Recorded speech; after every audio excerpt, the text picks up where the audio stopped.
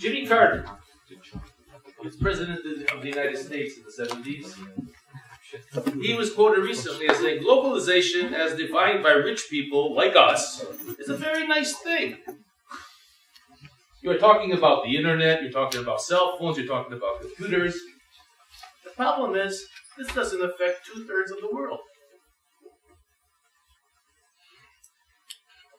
Kofi Annan, who was head of the United Nations, he said, it has been said that arguing against globalization is like arguing against the laws of gravity.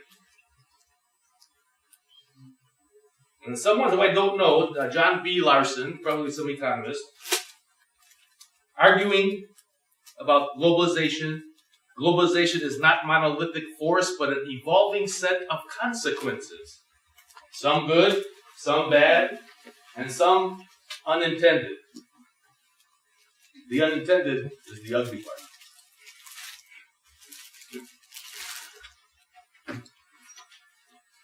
So let's talk a little bit about what is globalization.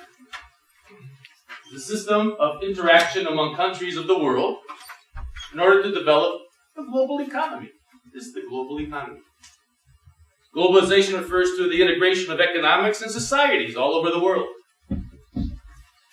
It involves technological, economic, political, cultural exchanges made possible by advances in communication, transportation, and the infrastructure, especially the internet. World population. 7.4 billion people on the planet today. In 1950, there were about 2.5 billion people on the planet. By the year 2025, there'll be 8.5 billion people.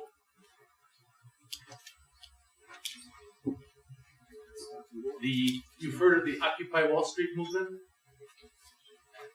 Where there are people protesting the 1% that gets all the wealth in the world? Actually, what they've now done, some studies, economists have studied this, there's 1/10 of 1% who gets 90% of the wealth in the world. Globalization. Globalization needs marketing, international marketing, and international banking services.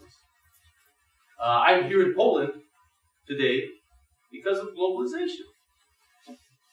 I was asked to come here in 1991 to head up an advertising agency so we could do advertising for Procter & Gamble, Fiat Auto Poland, for Campbell's Soup, which failed in Poland, and Kellogg's. These are companies from the U.S. who were coming into Eastern Europe with the fall of communism.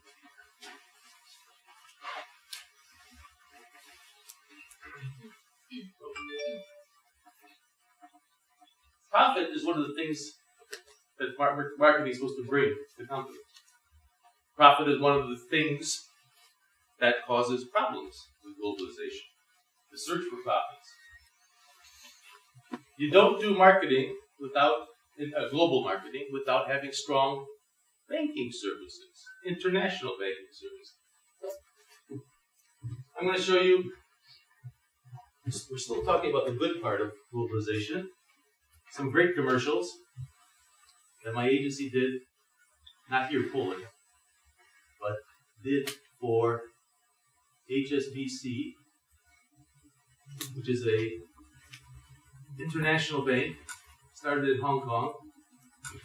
See commercials. Basically, it talks about the cultural differences around the world, the mistakes people make. Maybe you've seen these commercials. They mostly ran in London and New York. They were talking to bankers and investors in those two countries and those two cities more than anybody else.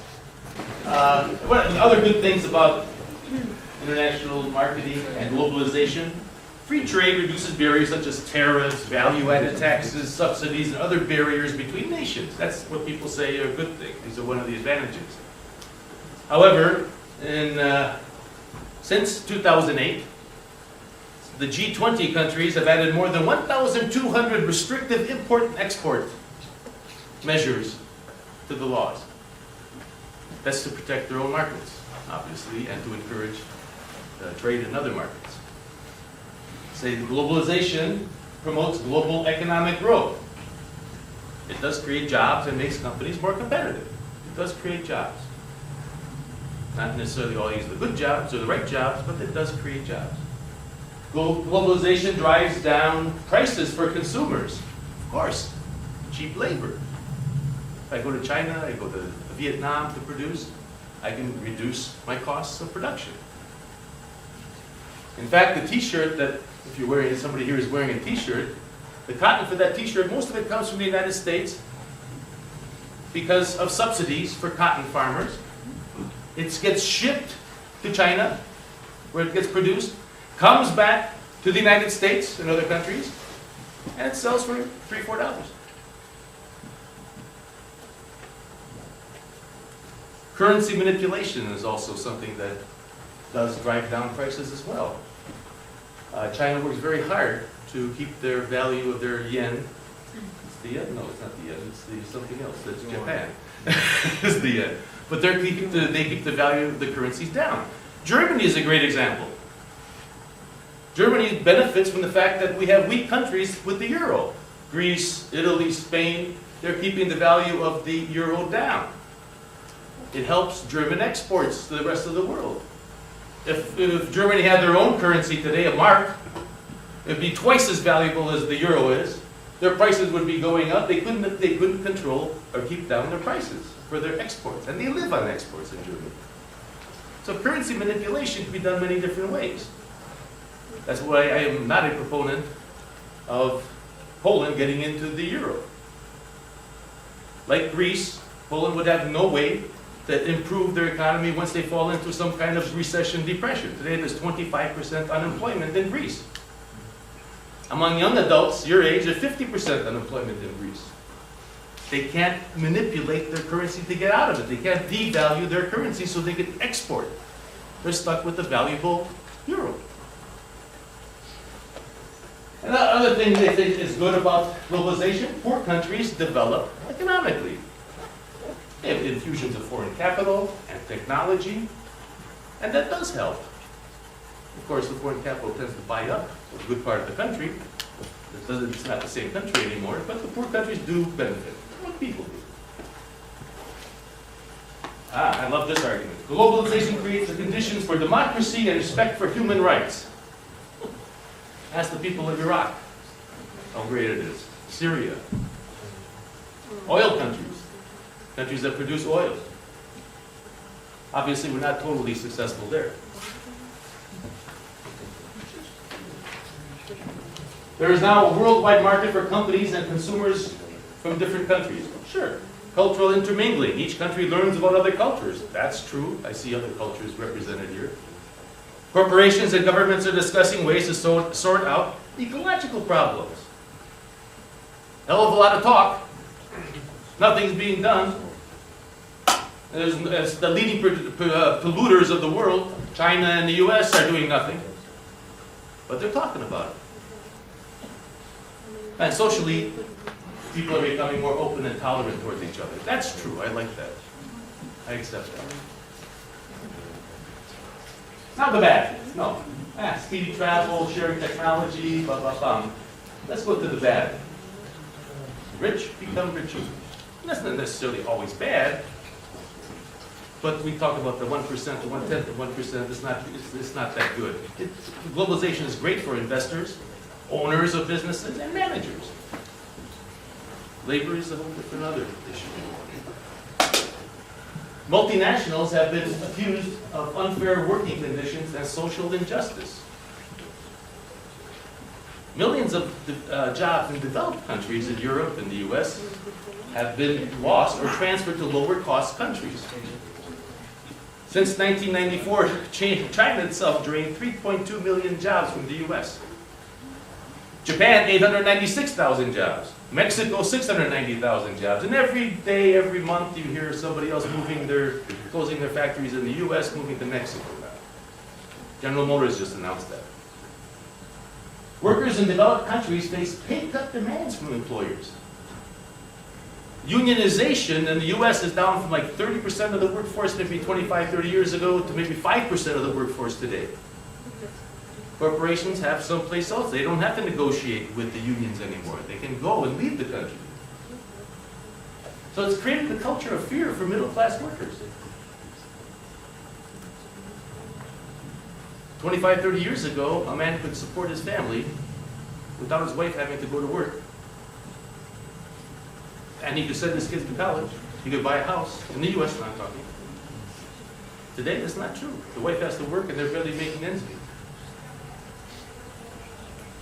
Middle-class workers today are the ones who want the UK to get out of the European Union. They're the ones who are leading the Brexit thing. They're afraid of this globalization. The globalization and what happened with the US worker, that caused white middle-class men to be supporting a guy like Donald Trump for president in the United States. He's the one that he's raised, and he's fighting, and he's talking about China and walls between the U.S. and Mexico. He's going to deport all 13 million illegal Mexicans. He's going to ban Muslims from coming into the U.S. And if you're a white middle-class worker who's afraid of making $8 per hour, I mean, you're saying, he's talking nice. He's talking for me. He's going to defend me.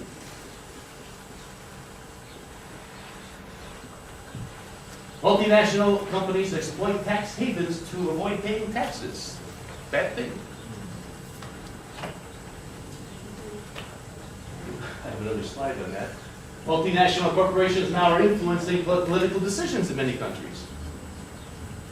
Google has probably got more influence on France and Germany sometimes than Merkel does in Germany or whoever the president is in France.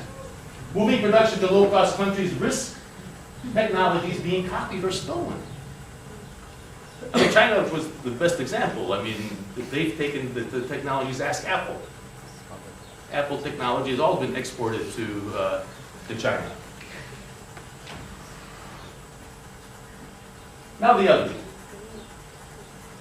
UN Development Program reports that 20% of the world's population consume 86% of the world's resources. What does that leave? That leaves like 14% of the resources for the rest of the population. 80% of the world's population of 7 billion people. Almost 6 billion people.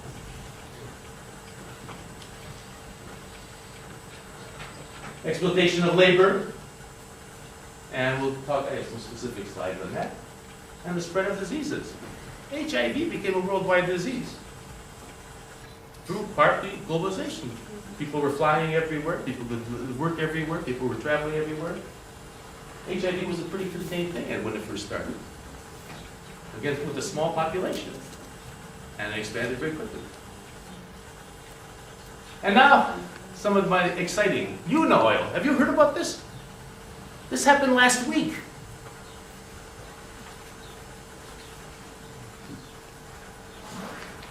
This company in Monaco basically was bribing politicians around the world, especially the oil countries, and for companies like Halliburton, which is an oil development company from the U.S., and Hyundai, KBR, which is a construction company. These are for contracts in places like Iraq, and I don't think it was Iran because of the boycott. Rolls-Royce, they produced as well. And HSBC, that wonderful bank that you saw advertised earlier, they funneled the money for them between the companies and the Oil who did the bribing around the world. It's estimated bribery today is $1 trillion per year. To get a feeling of what that is, besides the fact that it's got 3, 6, 9, 12 zeros in $1 million, that's 4 times bigger than the GDP, the gross domestic product of Poland. And it's just bribery.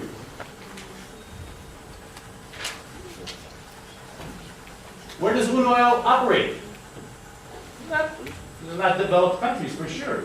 Algeria, Libya, Azerbaijan, Syria, United Arab Republic, Kazakhstan. That's where they bribe the politicians. Why is that dangerous? Where's terrorism growing? Where's ISIS, Al-Qaeda growing? People who live in those countries lost complete faith to their politicians, the people who are they're businessmen in their countries, and they fight, and they're revolting against that. So I believe that bribery causes terrorism. Tax havens, wonderful tax havens. Multinationals, Google, 3.2 billion sitting in someplace in Ireland. They won't pay their taxes in Germany, France, or anywhere else in Europe. Apple, great American company, $1.7 trillion that they won't bring into the U.S. because it'll be taxed. So they keep it at tax havens. Microsoft, $2.4 billion. Starbucks Coffee, $400 million. I put offshore in there. I have no idea how much they keep offshore, but they have very interesting tricks that they do here in Poland. They have Auchan Poland, and they have Auchan based in France. Auchan France, they want to pay the taxes here in Poland. If you want to go someplace else with the money, we'll just bill Auchan Poland for consulting fees, marketing fees. So they reduce the profits of Auchan Poland, get it to zero, they don't pay any taxes here, bring it to France, maybe move it to some other tax haven. And it's a big company here in Poland without paying much taxes. Amazon, 10+ billion. Great company. 2 days ago, did you hear about this? The Panama Papers. You must have heard about this. It's big news. You heard about the Panama Papers. In Panama, there's this wonderful, it's a tax haven. It's a South American country, right? We all know where Panama is. They have over 240,000 offshore companies that they developed for individuals with money. One was Vladimir Putin with $2 billion. Ukraine's president, Petro Poroshenko. The president of Argentina, and other politicians. It even extends to Lionel Messi. Can you believe that? And everybody else in FIFA, of course, too. The real question I have, though, how many drug dealers, arms dealers, illegal arms dealers are using the money to launder money through these tax havens? And you're going to be hearing more about this. This just happened 2 days ago. They found these documents. Government sweatshops. Government sweatshops. Government. China, Vietnam. They do a great job there. They have kids working in there. Just Do It, our Nike brand, had a big scandal with getting caught using child labor. Factory collapse in Bangladesh in 2013, killed 1,100 people. Bangladesh fire killed 110 people in 2012. It gets pretty ugly. How can this problem be solved? Now, I'm not too optimistic, but I'm an old guy. You guys are young. I think you have to think about how this problem can be solved. Leadership. Politicians must confront the cheaters. I mean, you have to be careful who you vote for, who you put into power. And that's pretty tough to do when the politicians are also taking the bribes. I think that's maybe why I'm not that optimistic. Trade agreements must be revised. The NAFTA and South Korean Chorus trade agreement, and now there's one between the U.S. and Europe. And that just basically takes good-paying jobs and puts them in to countries with low pay. And these trade agreements, they send the products back, they're cheap, they put people out of work in the home country, so trade agreements really have to be revised. And the upcoming Pacific trade agreement is going to be the same thing between the U.S. and Asia. And of course, stop bribery. How do you stop bribery?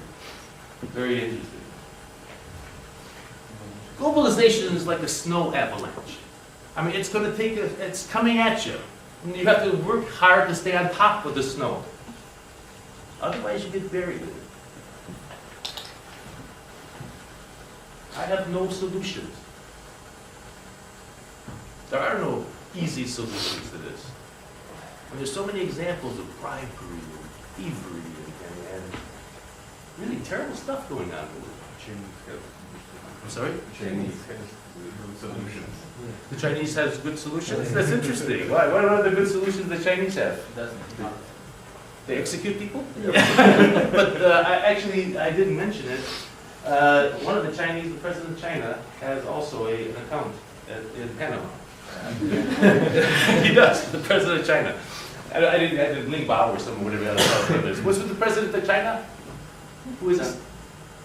Daniel, who's the president of China? Something like that. He's got an account in Panama as well. So maybe he'll get executed. Who knows? Any questions, any thoughts, anything you want to discuss? If not, thank you very much. Thank you. Take care.